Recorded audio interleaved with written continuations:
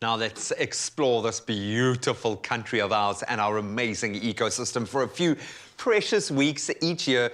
The Cape is, let's call it a wonderland of wildflowers.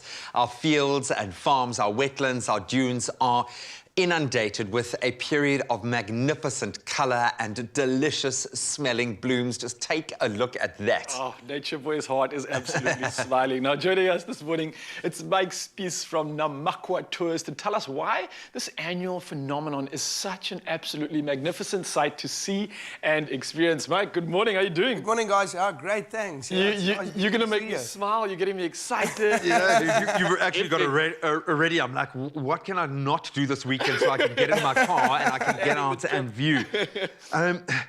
Why is this? I think for those of us who have experienced it, you get it. It's unique. That's the first thing that jumps off the page for me. Why do you think, as someone who gets to experience this at a whole different level, why is this such a unique experience? And why is it such, it's become almost not just a national treasure, but a global phenomenon, if you will? Absolutely.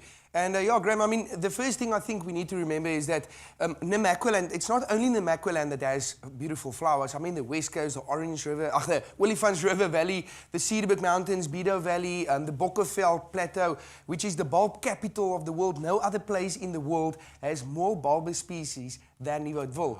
Darling, for instance, has more than 1,000 species blooming only in September. So, but realizing that we are working with a semi-desert and in some places desert. Yeah. And then once a year, after a few drops of rain, obviously we don't get the amount of rain in Namqualand that you guys get down here in Cape Town. But yeah, knowing that this semi-desert actually explodes into this wonderland of flowers is something truly remarkable and special. And then also, I mean, the beautiful fields of flowers, they are great. But it's also about all those individual flowers, realizing that Namqualand has more than 3,500 species that blooms. The diversity. Some of these flowers mimics a little fly. We call it the beetle daisy. And it looks like a couple of black spots just sitting in this flower petals. But in close inspection, it's actually a three-dimensional mimicking with ultraviolet colors of a fly, a specific fly, because this flower is much smaller than the other flowers in the veld, and it needs to attract pollinators. So the fly flies over this bunch of flowers, and he says, "Oh, there's a mate down there. Maybe I can go and chat with her." And when he gets down, there's no flies, but the moment he leaves that flower, he forgets what just happened, and the next flower fools him the same way, and that's how that specific species gets itself pollinated. I want you as my tour guide, man. I want you. Are you free this weekend? Can you just hop into my car? Not, but you guys can come down. You date with us as well. I mean, speaking of tourism, man, and I imagine this must be something, and it sounds for us as locals exciting, and G mentioned earlier, this is something that is world-renowned almost. Absolutely. How's this impacting tourism, especially during the pandemic, which caused absolute chaos? This must be such an exciting and good thing. Is it getting the numbers in? Is it causing that excitement amongst everyone in the country at the moment? Guys, absolutely. I mean, last year also, I remember we were, I think, in level 5 or 4, where the provincial borders were still closed. And at 15 August, which was pretty much halfway into our flower season already, the borders opened. And you guys won't believe me, there were record numbers that went through gates like the Anton Botanical Gardens and Namqualand National Park and all those places. They recorded record numbers of people. So once the people were able to get out, they all went to Namqualand because it was a great flower season. It was a great rainy year. But this year is even better. So yeah, we are really fortunate that the South African market actually supports Namqualand a lot. I mean, all these guest houses and farm stalls and everything, we are so dependent. It's a whole value chain,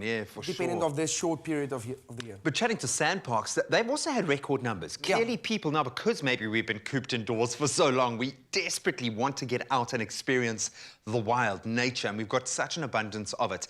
But here's the thing, because you were saying earlier that no season is ever going to be the same. So this is almost like chasing the flowers. What tips do you have for somebody who wants to go and maximize their experience, their value for money, if you will? You need to plan. Okay. But you need to adapt. That's more important. You need to adapt to where the best flowers are. You need to adapt to the weather conditions. If, for instance, the best flowers, like at the moment, is at Van Reinsdorp, you can still visit other towns and other places around Van Reinsdorp with nice scenery or nice tourist attractions like the Quiver Tree Forest, the biggest in the world, the waterfall, the church that has a very interesting history in Ivotel, when it is overcast or rainy. But you want to visit Van Reinsdorp at the moment when it's the sunniest day of your trip. So you need to adapt like that. And the same goes throughout the whole of the region. And then you need to remember that the flowers don't grow the same each year, and also they're not the same every week. Every single week it changes. Like the flowers is blooming at the moment. It won't be there for another 2 weeks. But by then, other regions, other parts started blooming already. And then, very important tips is, come with a hat and sunglasses. You won't believe how important it is. And then, one of the most important things is that the flowers look towards the sun. I've had people that visited a perfect place at the perfect time, but they drove in the wrong direction. They drove towards the sun, so they just couldn't see the flowers. So yeah, remember that. Have the sun at your back, and then you can't view flowers 8 o'clock in the morning. They're not open yet. So anything from 11-ish, sometimes when it's a nice hot day, 10 o'clock, but 11-ish is the perfect time to start viewing flowers. That's lekker, bro. Sleep in, have a lekker breakfast. Exactly. Then go and check out the flowers with the sun at your back. Dude. I mean, you're very good at what you do, first of all, so thank you so much for spreading that passion and that love, man. What are you doing this weekend? Listen, I'm permanently on holiday for a living, so I need to be passionate about it. I think we have a similar vibe. Mike, man, thank you so much. From the Namqualand Tourism, it's exciting. I'm hoping that everybody gets an opportunity to come and visit you, so just thank you for your time this morning.